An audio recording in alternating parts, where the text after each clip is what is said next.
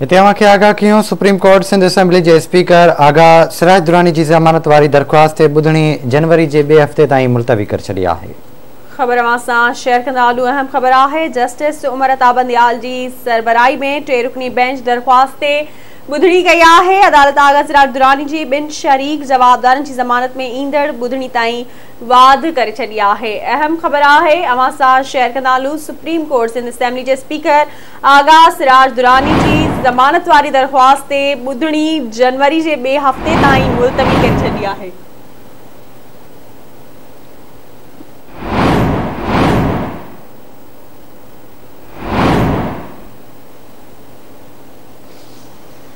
Update कयूं पिया supreme court Sindh assembly जे speaker आगा सिराज दुरानी जी ज़मानत वारी दरख़्वास्त ते ॿुधणी जनवरी जे ॿिए हफ़्ते ताईं मुलतवी करे छॾी आहे। जस्टिस उमर अता बंदियाल जी सरबराही में 3 रुकनी बेंच दरख़्वास्त ते ॿुधणी कई आहे।